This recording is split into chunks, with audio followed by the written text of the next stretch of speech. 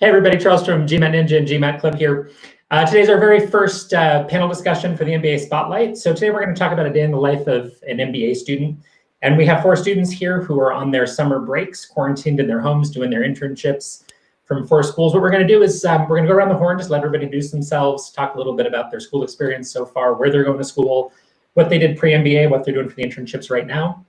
If you're watching this live, please chime in. I'm going to keep an eye on the live comments. If you have questions for any of these 4 folks, punch it in there, and we'll do our best to get to as many of those as we can in the next hour. So let's go ahead and go around. Kathleen, would you like to get started? Yeah, absolutely. Hi, everyone. My name is Kathleen Dillon. Just finished my first year at NYU Stern School of Business.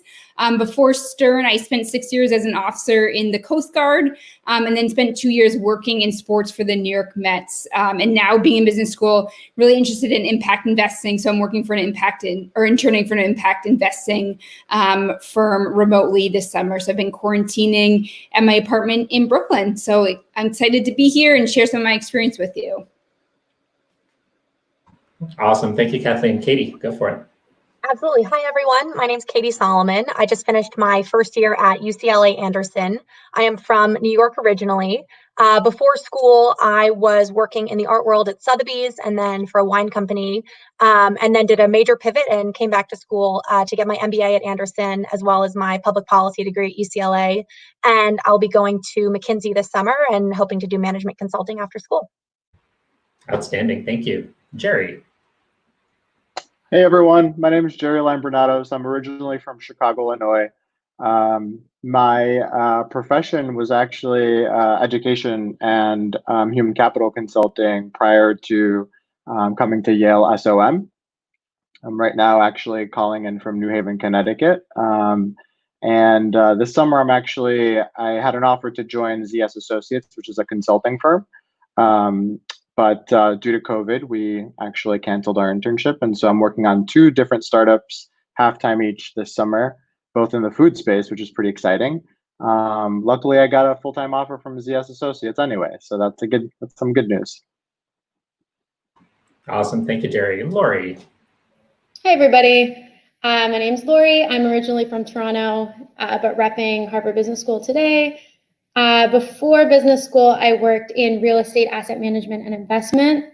And I also, as a side hustle, performed professionally as a singer in opera and musical theater, which leads me to my pivot area. I'm currently exploring nonprofit arts administration as a potential career opportunity. So I'm interning virtually with the Boston Ballet this summer. Very excited to be here. Awesome. Thank you so much, Lori. So again, if you're watching this live, punch in your questions. I'm going to start with something that Jerry brought up when we were chatting a little bit before, which is, so daily life as an MBA student, lots of things coming at you. I hear that there's a really severe thing where there's always this fear of missing out on things that are going on. So tell us a little bit about that. What are the things you're worried about missing out on, and what does that do to your quality of life day to day? And I guess, Jerry, if you want to start with that, and then we'll go around the rest of the group. Sure. Yeah, I mentioned it just because FOMO is so real, y'all. And when you go to get your MBA, and I think it's in large part due to how so many schools offer amazing things. They offer so many things outside of their kind of core curriculum, and it could be anything from like you get to talk to Nobel Prize laureates, like really awesome economists that come and do speaker series, to great events that you can socialize with like fellow classmates, to getting to know like almost any and every employer at your fingertips, and also like other events across the university outside of your business school, which are pretty plentiful, whether they're at a divinity school or a forestry school where you're like, oh my gosh, I get to like track frogs. Like you have some sort of event that does that. So it's just like, it's really real how many things, like you get inundated with so many emails and just so many things that you're able to do, that it just feels very much like, am I making the most of my time here? Like 2 years feels like a lot going in and you're like, no, this like flies by. And I think what's most difficult for me is I know I came in for this full 2-year experience to get to know my classmates, and especially in light of like COVID and social distancing, it's really hard to kind of feel like, am I really missing out here? Like, how do I keep in touch with all of my folks? how do I make sure that I'm continuously getting to know all my classmates, even though we have a relatively small class here at Yale. It's hard to make time for everybody, especially when you're recruiting and making time for classes. So all that to say, I want to be very honest about like how I coped with FOMO, and that is honestly that like I don't know that I had a clear strategy in mind apart from like be kind to yourself. I'm like, I want to learn so many different things here. I don't know what I don't know. I came from the education space, and so the only thing I told myself was like dabble, and you can't make a wrong choice. And I feel like that's what maintained my sanity. I feel like if I had a very hardcore like you have to do X% of this, X% of that, it would have just taken the joy out of my experience here. And so I think the best thing that I'd say is like dabble willingly and let the like FOMO thing, let it allow you to be a bit messy and put yourself like out there and try different things. And we have a really interesting group here where everybody has a ton of different interests. Probably this is a broader group than you might get from 4 randomly selected MBAs. For the rest of you, any thoughts on how you're balancing all those different things that are competing for your time? Katie? Yeah, I'm happy to jump in here. I agree totally with everything Jerry said. I think that there is a messiness that comes with your first year of MBA and trying to balance everything and trying to navigate the waters of, fully drinking from the fire hose, as they say. I think that within that messiness, there's an opportunity to be, depending what your goals are in business school, I think that, starting the year with some set goals and kind of being rigorous about the things you really want to achieve and then making space to try something that's totally new or totally out of your comfort zone can be really great and really important. I found that for me, sometimes scheduling, not necessarily over scheduling myself, but scheduling things I wasn't used to putting on my calendar was really helpful. So whether that was, exercise I really wanted to do, and if I didn't put it on my calendar, it wouldn't happen. Or, in LA, we have a lot of transit time if you're in the car, or prep for a meeting, even if it's just a 15-minute slot, or, scheduling like an hour of me time on the calendar to kind of reboot. I think that can help balance some of the messiness and kind of keep you consistent with your goals. Yeah, I agree with what Katie was mentioning, particularly in regards to priorities. I remember one thing that really worked for me at the beginning of the semester, I set out a list of like my 3 to 5 top priorities. And then as opportunities, whether it was for speakers or different clubs or different things came up, I just compared it to my list of priorities. And that kind of helped me guide when there were 2 meetings happening at the same time. I couldn't go to both, but then by comparing it to the things that I really wanted to prioritize, I was able to make a thoughtful decision about where to spend my time. Lori, any thoughts? Yeah, I would just add anecdotally that we have embraced, instead of FOMO, JOMO, the joy of missing out, which somewhat relates to everything people have said before, not only prioritizing, but embracing the fact that you only have a limited amount of time, and that's okay. Awesome. So getting all kinds of questions about getting into business school and what the courses are like and all kinds of stuff. So today's session is just on what's a day in the life like for an MBA student. So I apologize if you're asking a question that is not related to that. We have 5 more sessions coming up over the next 5 days. So we're going to push off some of those questions for later, getting questions about recs. One question we did get about kind of day in the life and what it's like to be an MBA student is around club memberships and how many clubs do most people participate in? How do you think about that? Is there a lot of variety from student to student? And go ahead and jump in when you got something, Peddler. I don't mind to kick this one off.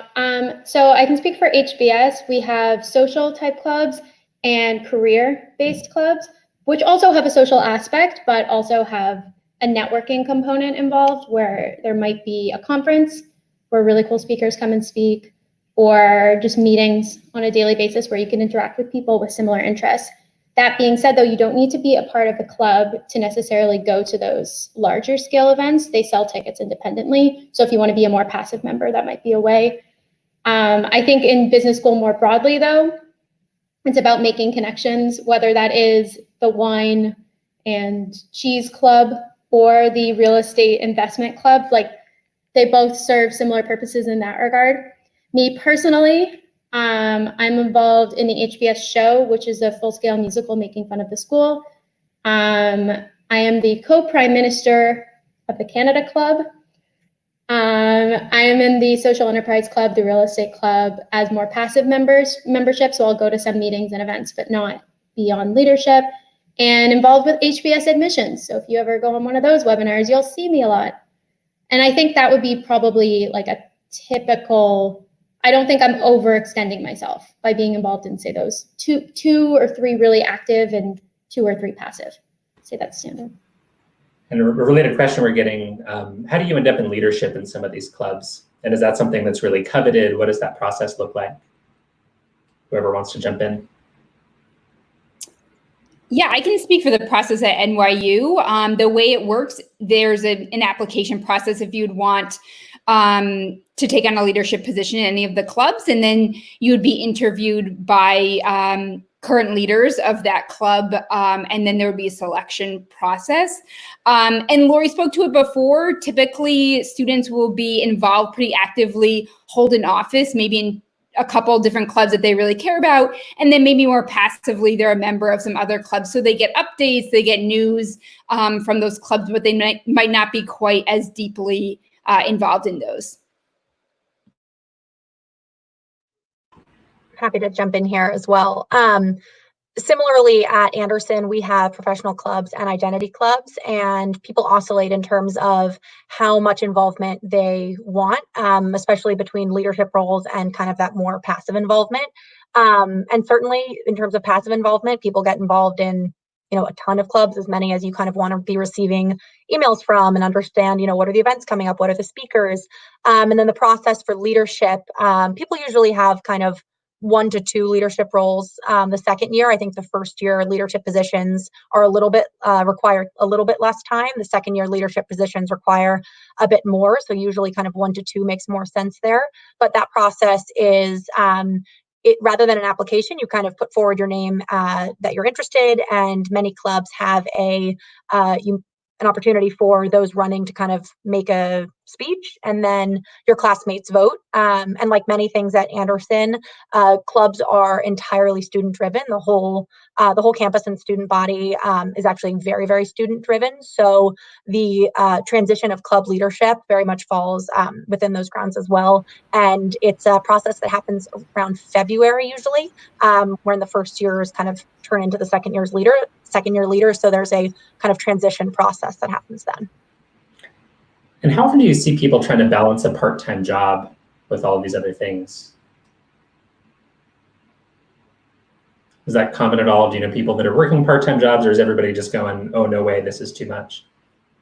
Sherry? Yeah, I'll answer that question, and then I wanted to add something to the student clubs, if that's okay. Yeah. So I actually have a roommate. I live with 4 other guys in this large house here. And one of them, who was recruiting for iBanking, which is in and of itself an endeavor, also was doing basically like consulting for his prior employer, while also taking classes and recruiting and being involved in school. I will say he's a pretty efficient individual. I'm not sure that it's very common that many classmates of mine did what he did. I was actually surprised that he was able to do that and still maintain a bit of a social life. He was not as social as the rest of us, though. So I feel like when you do take on a job like that, be prepared to be like less present at school. It's just a true reality, as it demands a lot of time. The only other thing I would want to share about student clubs, a lot of the things that were shared are very similar here at Yale SOM. I don't think anyone mentioned this, but I think this fits under the club realm, where student government plays a huge role at Yale SOM in terms of setting the tone for how we engage with each other as a class and the mark we leave in continuing to evolve our graduate school program. And so a lot of people take on pretty serious leadership positions, whether they're in the realm of community and inclusion, to how we market our school and what we do. People take some really significant roles there that really shape the future of our school. And people really kind of like take on those leadership positions and make a big mark here. So yeah, I didn't serve in any of those roles, but I know that a lot of my classmates take those seriously. But yeah, I would echo a lot of the things that were said before. We have everything from social clubs to more professional clubs. I was a part of the consulting club one of the social things I did was I was actually a wine TA for our wine class, which was super, super fun. Yeah.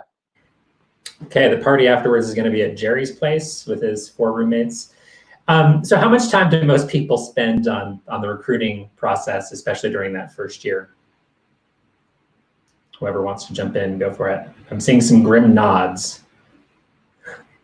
I'm trying to think. Like, it was a lot. I would say probably like in October, November, 3 hours a day, Monday through Friday, between corporate presentations, networking sessions, and then kind of like follow-on meetings with companies you're particularly interested in. So it was a significant portion of time. I'm happy to add to that. Definitely agree. A very significant portion of time in the fall. I think that people who are recruiting on kind of more, quote unquote, classic tracks, whether that's kind of a financial track or a consulting track, certainly hit the ground running in the fall, as Kathleen said. And I think that, depends on the school, depends on what you're recruiting for. I think a lot, I can't speak to other schools. I imagine other schools have similar things though. But at Anderson, there's a lot of infrastructure around kind of case prep and around, how, working on resumes, working on cover letters. There's a lot of infrastructure to help folks really be prepared and put their best foot forward. And that takes a certain number of time every week. I think that a certain number of hours every week. I think people probably fluctuate on, you get out of anything what you put into it. So depending on what you want to work on, it can be anywhere, kind of like Kathleen said, kind of 3 hours a day to more than that, or less, depending on, day of the week, other classwork, finals, and all of that. But certainly the fall is very busy. And somebody asked a great follow-up to that. So in terms of recruiting for internships and jobs and even leadership positions in clubs, how competitive is it? So, and what I mean by that is, are students kind of competitive with each other in a way that you can kind of feel, or are people really helpful and supportive, or do you kind of have this mix? I'm happy to jump in here and say the following. I've never met a more smart group of individuals and really driven group of individuals here at Yale SOM. But I will say that the thing that set Yale apart for me when I was thinking of business schools was that the atmosphere was as far away from competitive as possible. In fact, like, I would substitute that word competitive with collaborative. I've never met individuals before who were so invested in me, who hardly knew me, and who were like, I'm excited for you. I want to support you. I'm here for you. Everything from second years to first years. And I truly mean that when I say, like, you don't even know me. Why do you want to be so helpful? It is just I'm lucky that I have classmates like that. But again, like, I think people are driven, but you'll never find people that are elbowing you to try to get ahead of you. I didn't once feel that at Yale SOM, if that answers the question.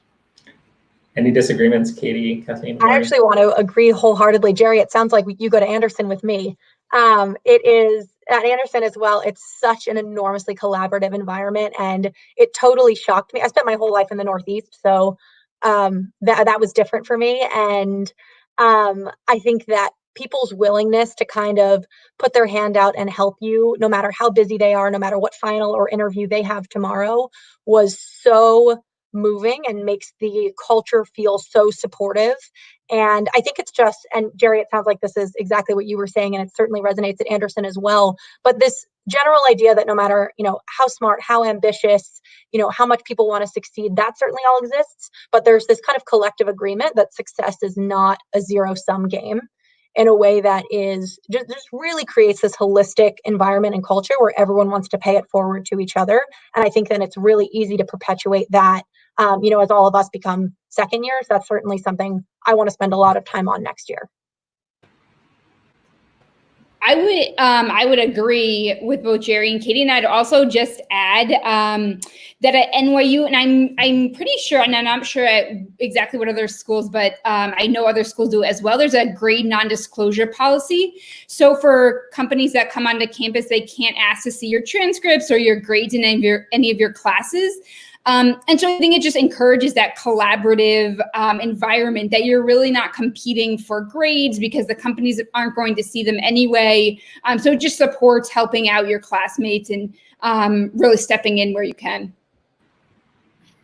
Yeah, I feel like I should speak up for HBS since everybody's also speaking of their school so highly. I would also like to put down that I haven't experienced any competitive type of vibes at my school either. And I think that really stems from the section experience that we have set up, which means for your first year, you're in a classroom with about 90 students in an assigned seat in the same room, taking all your classes together. And I think that really, since it's such a big school, it really helps make it feel a lot smaller and build really, really strong connections with people. So even if you're applying for the same jobs, it's your family. It's not, it's not like strangers competing for something. And it's not that there's a shortage of job opportunities, especially since everything went remote. I found that there's actually more opportunities to get involved with the world now. So you're not really competing against one other person. You're competing against yourself, and people are so willing to help you succeed just as you're willing to help them succeed. So I'm very happy to hear that it seems to be a very similar environment at all the other schools represented here. So, yay. Awesome, love it. Quick question somebody asked at the very beginning, is there any, if people are participating in off-campus activities that aren't related to the school at all, do you think there's any sense of alienation for people who do that? Did they get alienated at all by the community? Is that stigmatized in any way, or not really a big deal if you end up spending a bunch of time off campus doing other things? I'd say no, very simply. A lot of people are coming from backgrounds with families too. So some people, if you have children at home, you're going to be a lot of time at home. But at least for us, we spend enough time on campus. We spend a lot of time with each other anyway. So I don't think anyone would think differently of someone who's not there 24/7. And if anybody can speak to so we also had a question, glad you brought up the families, Lori. We also had a question about what it's like to balance having a partner, a spouse, a family. Not sure if any of you are comfortable speaking to that. Not sure if any of you have families. I know Jerry has several in his family in his apartment, but it sounds like not blood relatives. Any thoughts on what it's like to balance with a spouse, a partner, kids? I'm happy to jump in and kind of toggle these two questions. I think that everyone comes to the MBA with different goals and different backgrounds. And I've found at Anderson that the culture is very much one of just kind of taking people as they are and where they are. And whether that's, working on something full-time out of school or starting a company or having a family, I think people are really just warm and accepting of that. And I think more often than not, if people have something going on outside of school, they'll kind of bring that or those people into what we call the Ander fam. And there's kind of this just warmth and acceptance and getting to know folks outside of that circle. And for me, so going to school at Anderson, obviously I'm in California. My partner lives on the East Coast in DC. And at first it was something I was really worried about in terms of kind of how do I balance that and how do I kind of introduce him to my new friends? How do I make sure I'm still spending time there in DC with him? And I think that it's a balance that certainly takes work, but it was not made harder by the Anderson community. If anything, it was made 10 times easier because everyone kind of embraced him with open arms whenever he was there. And I mean, everyone's in, usually kind of mid-late 20s, early 30s, like everyone's having life at the same time. And I think that means a lot of things for different people, but whatever that means, I think that, folks at Anderson are so accepting of that and so just knowledgeable of that, the fact that might mean so many different things for so many different people. So no matter where you're coming from, no matter what you do, no matter what else you have going on, it's all doable and you are not some kind of outlier. So, I was just going to say, I'm happily not partnered, but I can say a couple things that I know that happens at Yale, both from firsthand experience, like seeing this happen, and from more. So there are specific structures in place, specifically during orientation, but that continue year round for partners of Yale SOM students, so that they feel like they're a part of our community and they start to build their own community here at Yale SOM. And again, I don't know that because I have a partner or because I am a partner, but because we have like a list of activities that are happening, and I would always troll those and be like, wait, they get to do what? I want to join that. I wish I were a partner. So it's really cool to see our school go the extra mile to like make sure they feel like they're part of the community, so much so that like 1 year in, I got to be very honest with you, there was a classmate who didn't know this particular partner who's a partner of someone in my cohort. It's sort of like the section thing that Lori was talking about, who was like, I've seen him around. He's like, he must be in red cohort, in your cohort. And I'm like, oh no, that's just a partner. And so they sort of just like, they become one of us. And that's something that feels really good. So I can't speak to the balance, but in terms of community, it feels really strong here. And we're getting a question that I think has been seconded by a few people, to ask somebody to go through day in the life, morning to night, what it feels like. Before we get into that, one quick question. So I'm hearing a lot about the supportive environments, all 4 of your schools, that people are super supportive of each other. Do you think that in the admissions process, the schools were specifically out to sort of help foster that culture in the way they thought about the applicants? And I know, Laura, you're involved with the admissions committee. Let's pick on you first. Yeah, absolutely. I think that if you're going to be spending so much time with people in a small community or in a broader community, you want to be around people that are pleasant to be around all the time. And I think that ultimately comes down to people, hopefully, at least from the HBS perspective. And I would assume all the other schools. I don't think I'm making an unnecessary assumption here. Yeah, people who genuinely care about, I mean, our mission is educating leaders who make a difference in the world.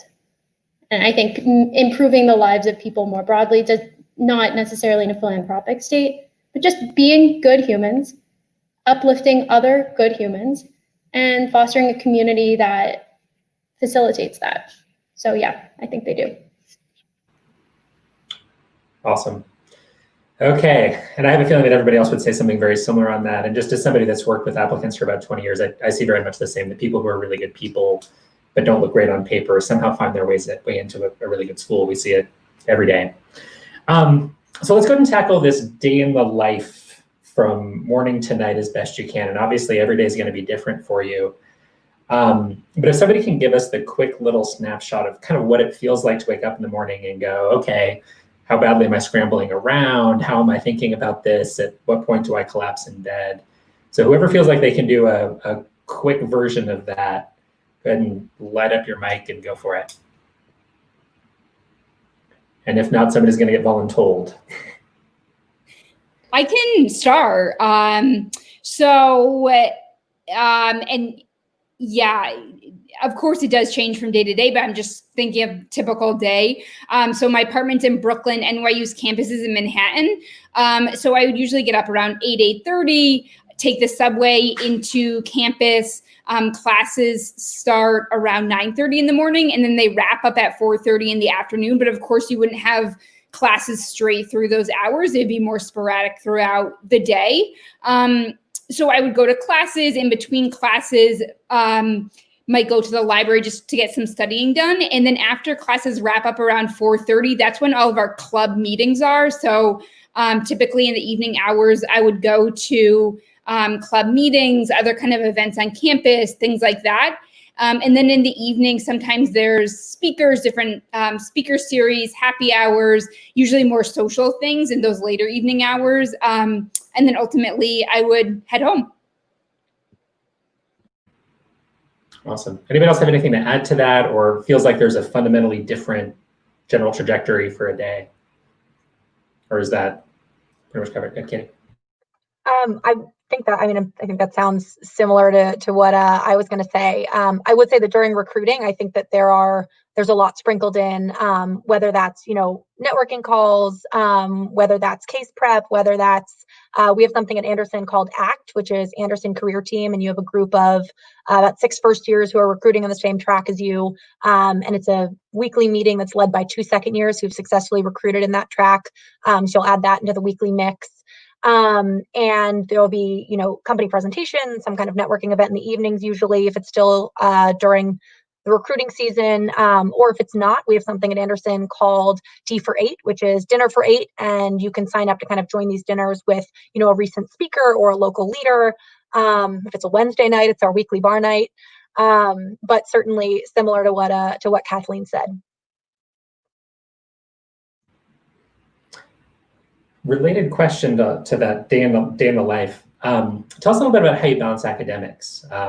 Because I've definitely heard people say anecdotally, yeah, I wasn't expecting the academics to be as time consuming as I expected. I've had other people say, yeah, there's grade non-disclosure, so I show up to class, do the bare minimum. Can you tell us a little bit about your experiences and kind of the range of reactions to the academics that you see among your classmates? And Jerry, I'm seeing a grim nod there, so go for it. I think that's just the way I am all the time, unfortunately. I will say, so I'll be very forthright and honest that in my first couple quarters, the onus was on recruiting. I came to my school with the express purpose to learn, but I learned really fast as well that like there was a lot that I needed to do in order to prepare myself for consulting interviews, which are the gauntlet. So I will say that recruiting took precedence over my classes in some ways.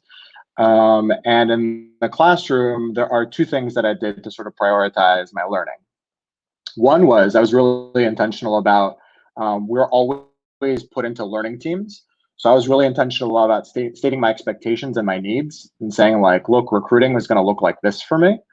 And level setting with them, but also saying like, what is it that we need to really learn over the next course of however many weeks? Like what's most important? Like how do I know when I will have learned it? And sometimes that requires speaking directly to the professor. For me and for my classmates, a lot of folks are like, I'm just here to learn. I'm not here to get a grade. And so the more we can like crystallize, what is it that I need to know? At the end of this, like, is it most important that I'm able to like read a statement of cash flows, like what's most important here? And you prioritize that way. And that's literally what I did. I would never go whole hog and try to like go for high honors, as we say at Yale SOM. So that's sort of how I prioritize that. The second thing that I did was and somebody told me this going into business school, they're like, look, Jerry, you're not going to be able to read everything and you got to be okay with that. You got to like make the wise choice. Sometimes you need to skim it. Maybe you need to skip it sometimes. And that happens sometimes. Good thing is we didn't get cold called too much. So that was a good thing, I guess. Laura, I'm seeing reactions over there. Do you want to jump in? Yeah, we do get cold called, but to provide context, that just means when a professor calls you out of turn, when you haven't explicitly expressed interest in speaking. And I feel like I was a very common target for cold calls. I'm not sure why. Maybe it was my position in the classroom, like back row center, but I don't know. And as someone who has had many cold calls, I can say that we're graded 50% or so on participation. So the emphasis really is on learning from each other and discussion. And if you haven't spoken in a couple of classes, which I did, so I still don't know why I got cold called, but typically it's an opportunity to give you a free pass, basically, to get your voice in the room if maybe the professor kept accidentally skimming over you. So it is a blessing as well as it is not bad. But I would like to echo what Jerry was talking about before. I really do think it is about finding a balance. For me personally, I probably put a little bit more emphasis on the actual academic side because I came from real estate background, but that was very niche. And my undergrad was in economics, which is very theoretical and at my school, not very practical. So I felt like I needed those like tangible skills. That being said though, at HBS at least, every class is a case. So it's contained in a small story and you can take 5 hours to read that story, or you can take 20 minutes, or you can take something in between. So I think as you get a little bit more, and I think for every school, as you get a little bit more comfortable with the material and how to digest it, you could become more efficient. And I think that's a really important skill. But also sometimes knowing, at least for me, in my like perfectionist mind, that spending 20 minutes and then going out to, have coffee with a section mate is just as valid as important as spending an hour and a half and not like, because it is about finding a balance. So, yeah. We also have thoughts on that, or just on the stress in general of the curriculum. So Jerry and Lori, awesome ideas on sort of like how do you balance everything, but how stressed out do people really get about the academics? Is everybody doing a good job of balancing it, or do you have weeks where you want to bang your head against a wall? I guess I would just add, for us, like, and I'm sure at the other schools as well, the professors are really wonderful. So they're honestly not going to fail you in a class as long as they know that you're trying and putting forth the effort, that you might go to their office hours for extra support and help. They're not out to get you. They're actually out to work with you if you have to miss a class to go to an interview or something like that. So yeah, I would just advise, people, if you find yourself struggling in a class, just or sooner rather than later, feel free to reach out to TAs and to professors for support, because they're going to be more than willing to help you.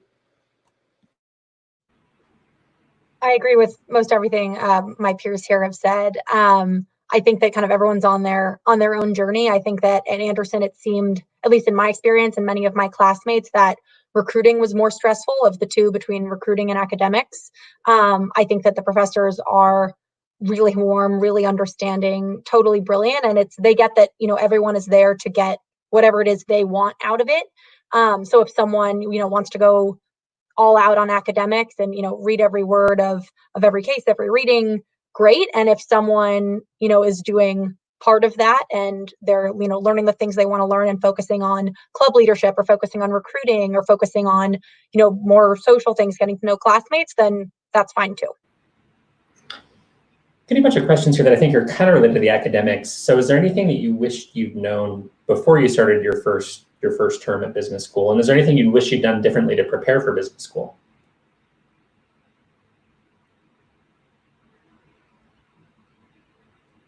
Anyone? It's a tricky one if you haven't thought about it before, but any thoughts? I guess one thought that I have, I also didn't come from a business background, so struggled a bit in like the finance and accounting courses, those core courses for semester. So I think I would have done a service to myself if this summer leading up to it, even if it was something in Coursera or something like that, if I had taken like an intro to finance course just to get familiar with the terms, and just the typical themes in those fields. Yeah, I would echo that exactly. HBS mandates it if there's a preliminary screening test, and if you don't pass it, you have to take those classes. But I took them voluntarily because I thought they were really helpful. But I think getting a basic knowledge in accounting and finance is super, super helpful, just so everyone can be on the same playing field, at least up front. But I think for me, honestly, I wish that I had been less hard on myself going into HBS, knowing that my strengths personally don't lie, for example, and like I can never be as good as at finance as someone who has studied it in undergrad or worked for it for 4, 8, 10 years, and I have other strengths, and I think everybody has that, and knowing upfront that it's okay if you don't know all the answers, as long as you're willing and open to learn and talking to other people, but recognizing that you do have your own strengths that may not necessarily fit into the type of stuff you would take on Coursera, for example, before a class. Jerry, go ahead. Perhaps this is a variant of what was already shared, but on another side. So given that I recruited for consulting, I actually, instead of like taking some of the courses that I would get at Yale and doing them sooner, or doing some sort of like learning on the front end, I wish I'd done that for consulting club type of stuff that we learned during our consulting club and curriculum that we do at Yale SOM. That way I could focus more on the academics while I'm at school. That would have been something I wish I had known or had done. That would have felt better. I'm actually going to go ahead and disagree with that just for the fun of it. I think at Anderson, at least for consulting, I'm an art history major. Like all of this, finance and accounting and anything consulting related was very new to me. And Anderson also has an accounting course in the summer that everyone does prior to coming to school. But on the kind of prepping for recruiting, I think that, specifically at Anderson, the amount of structure that's in place to help you prepare kind of regardless of where you're coming from and regardless of what your background is would make me say, like, don't throw yourself into it too early because you wouldn't want to burn out. And obviously, Jerry, you did not. So this was just my personal preference. But I think that taking time before you go to business school to, I mean, obviously COVID's putting a damper on travel, but, have an adventure, spend some time with yourself, do some reflecting, do some traveling when the world is open. Because 2 years happens really fast. I already can't believe how fast one has happened.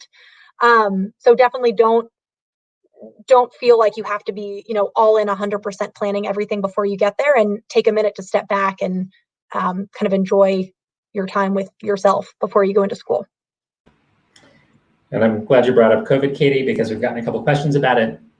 Obviously, during your summer internships, the structure of those and maybe the internships themselves have radically changed. But can you talk a little bit about what's happened on campus kind of towards the end of that last term that kind of changed in response to COVID, and how did that affect your experience and the quality of your experience?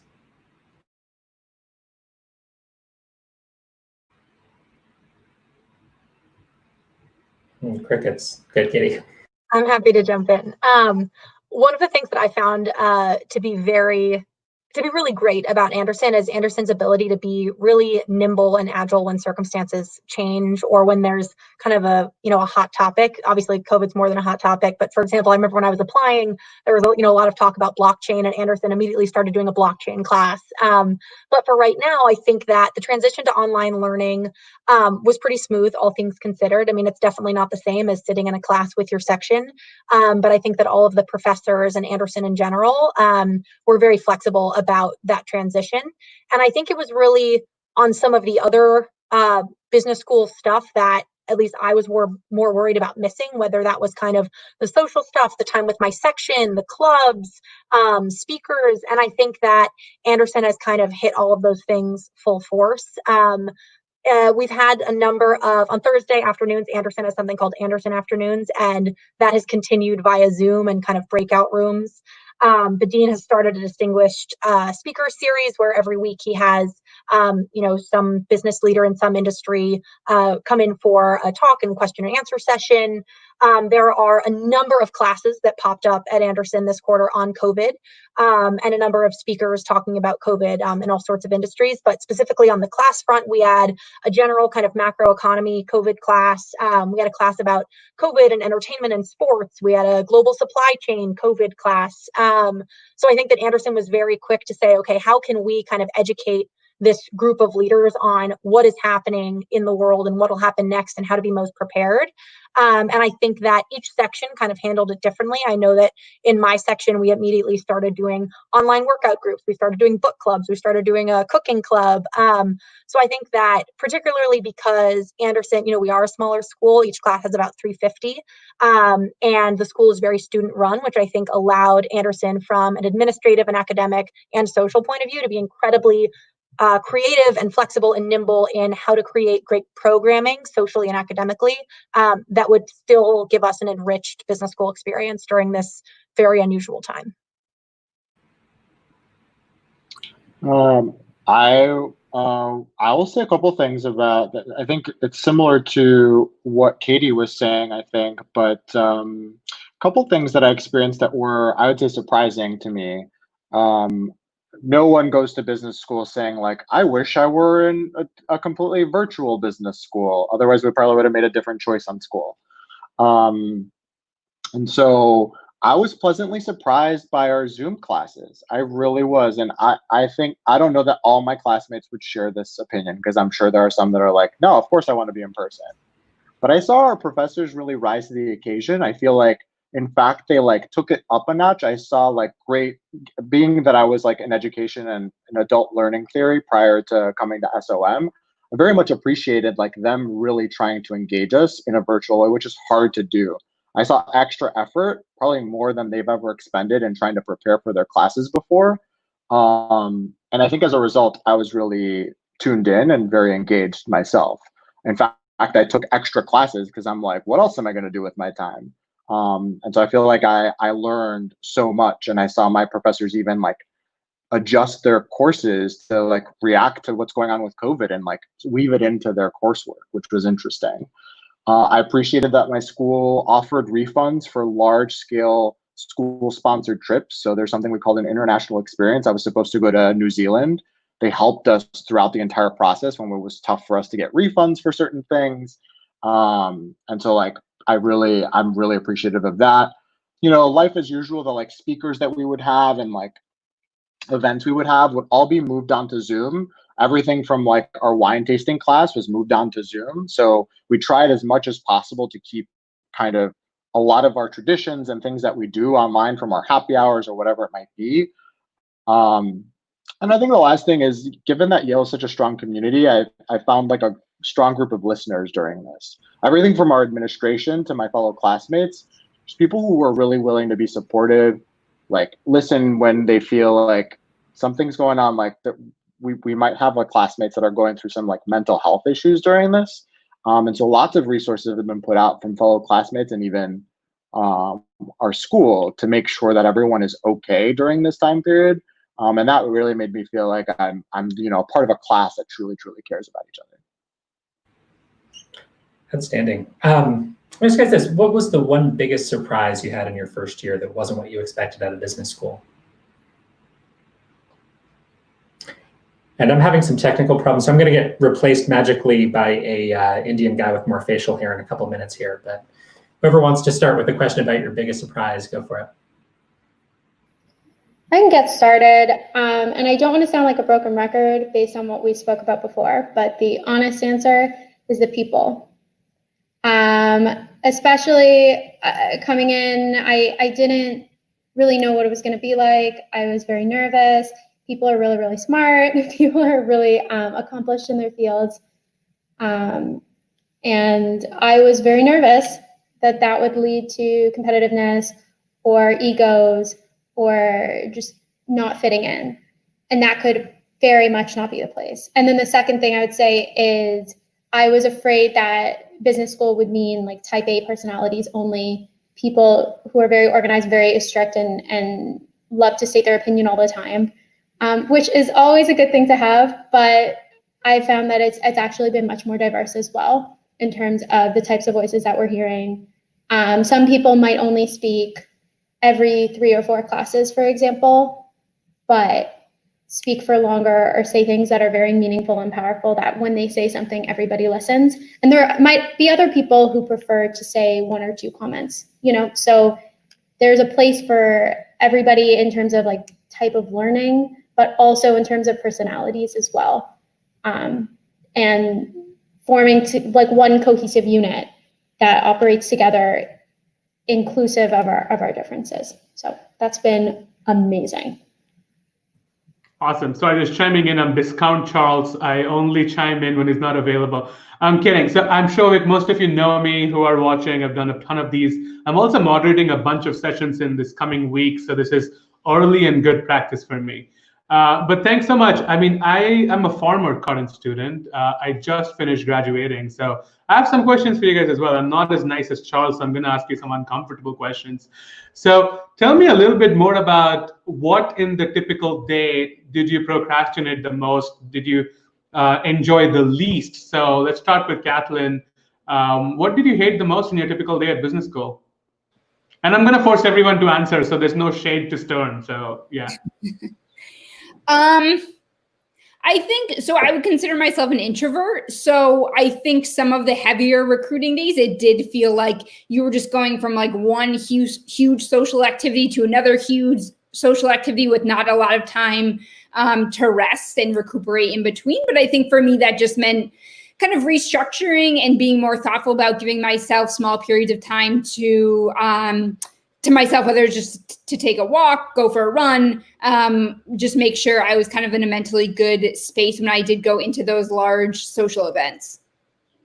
Yeah, no, I agree. I also felt, I'm just quickly adding stuff here. I also felt that while it's true that everybody is super helpful in business school and everybody is friends with each other, I had enough friends, so I came into business school with this whole idea that if I can get maybe 2 or 3 friends that I can, like actually carry through with the rest of my life, I'm good, right? I don't have the space for 400 other people. So I hear what you're saying. Katie, do you want to go next? Sure. I probably, especially during recruiting, procrastinated with schoolwork and kind of focused on recruiting, focused on clubs and club leadership. I think the question, like, what did I hate the most? I don't know. happy person. LA is like heaven on earth. I didn't hate anything. The days that I couldn't exercise because it was too busy, that sucked. But overall, I mean, I probably pushed schoolwork sometimes and prioritized recruiting and clubs. You have opened the question avoidance floodgates. So I have a sneaky feeling that Jerry and Lori might go down your path. But Jerry, you're up. Yeah, actually, Katie, you basically fed me what my answer was going to be. None of the things that I procrastinated were really like school or work focused. Like, I'm going to call me a nerd. I have a tracker. I have a calendar. Everything that's on there is going to get done because, like, I don't have time for it not to get done. I was trying to get a job. And so all that stuff got done. I even asked myself, I'm like, nah, I must have procrastinated, but I really didn't. Just because I knew it would pile up if I didn't do it. So yeah, for me, procrastination was really around like myself. So everything from like, I never cooked, y'all, like everything was frozen food. I set on my calendar, I said I was going to work out. That didn't happen. And I'm not proud of it, but that did happen. What about you, Lori? I would like to politely disagree. I would say I'm actually an expert procrastinator. And it's actually impressive how much I can sit in the student center studying with my friends and not actually studying. That being said, that is not wasted time because as we've discussed before, that type of, interactions are necessary both for feeding your soul, but also creating networks. But regardless, I have one thing that is very much my least favorite thing, and that is very specific. It's a 3-case Friday, which is when you have 3 classes on a Friday. And that happened not as much as would have been unfortunate, but it happened enough that it got annoying. So that would be my least favorite thing, and I would urge the administration to reconsider structuring 3-case Fridays. Just put it in the front of the week. Letter for those? Pardon? Sorry, are you sending in a letter or a petition for those? That sounds brutal. No, I'm not going to go banging on any doors. It's a polite nudge, but a firm polite nudge. Awesome. So yes, we are getting a ton of questions. We're sort of running out of time as well, but I would like to end it as a note to prospective students and applicants because that's the majority of the audience today. So I'm gonna, go around everyone and ask you if you had to give one piece of advice to spend their typical day on their first year in their MBA, what would that be? And let's start with the reverse order. Let's start with Lori. What would be your one piece of advice to someone who's just thinking about business school, probably going to matriculate this year or next?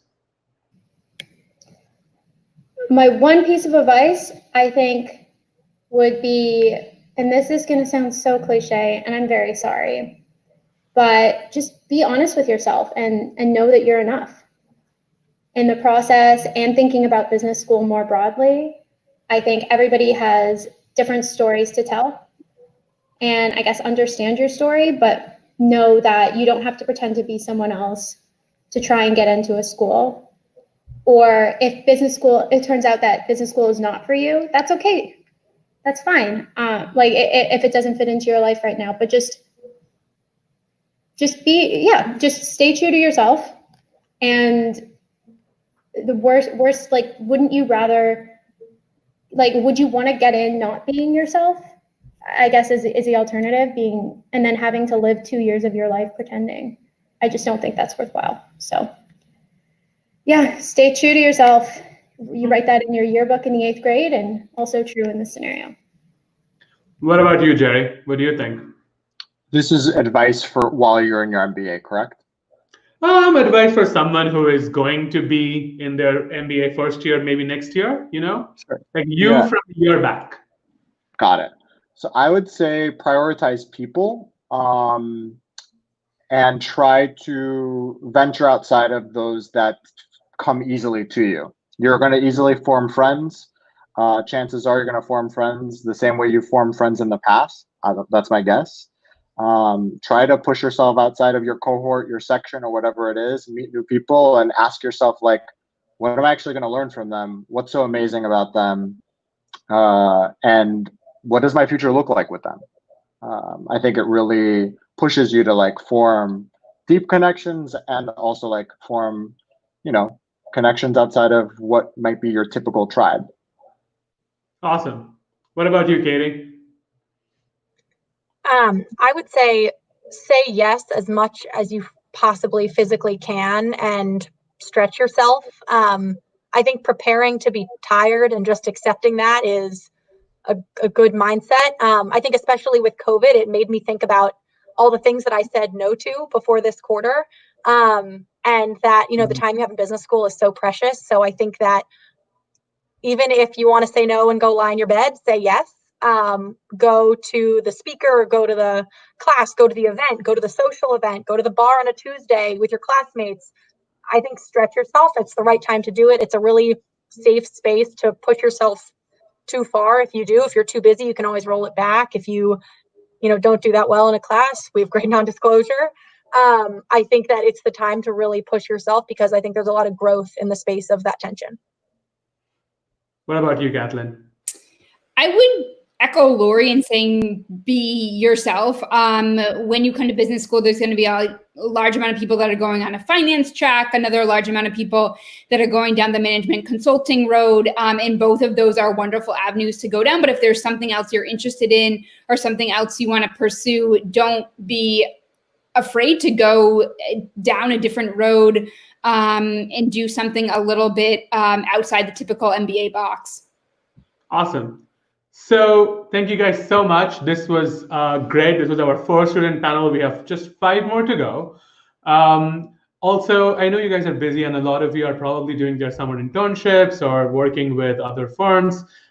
This must have been difficult. So I wanted to thank you for spending that time. Everybody else was watching.